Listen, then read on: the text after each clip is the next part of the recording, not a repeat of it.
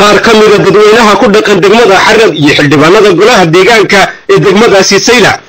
ayaa shir jaraa'id ku qabtay saddex xaafadood oo saldhigga degmadani Xarad loo taxaabay taas oo ciidamada booliisku shantii habeenimo dul yimaadeen kuwaas oo rasaas ooda kaga qaatay ayaa taasina waxa ay ka dhiidhiisay dadweynaha ku dhaqan deegaanka degmadani Xarad ayagoo sheegay inay waxaas ahayn wax loo dul qaato isla markaasina ay ka xanuunsanayaan ayagoo xukuumadda Soomaaliland baaqay la dhaana u tiray isla markaasina sheegay in arrintaasi hoos loo soo eego oo si degdeg ah wax looga qabto وقاشن يحل بنادن إيه وحجرت كان أياسرو كلا وحى أي شيء عن صدق من حافظات إيه صدق لا حاضي إن أين شنتي أرونيمو أيجوا ورد الرصاص أضل جاء قاضي وصل هذا الكلام دجانة وكون يجوا رمها سيكها ينا وحى هذا الذي كملها والله جراعي وحلي وحدي بهون تتكاي سمية لأنك مكرر وحلينا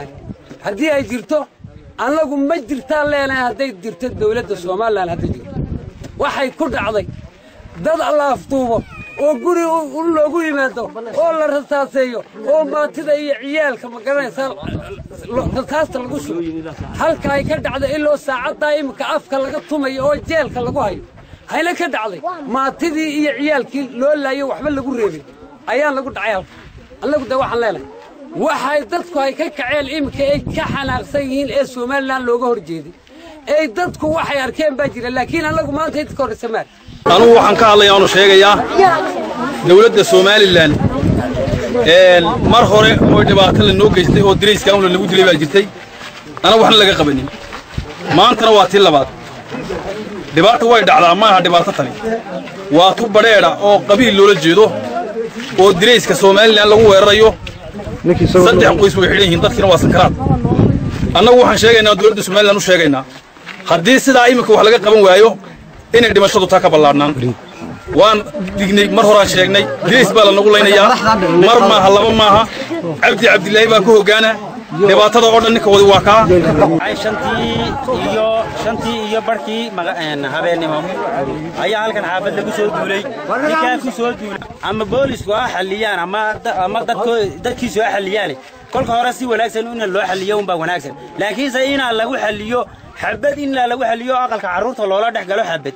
oo muxuu ahaayay xabad la dhaco oo ubadkii la saasiyo oo dadkii waliba qori dabadii inta la dhaco wali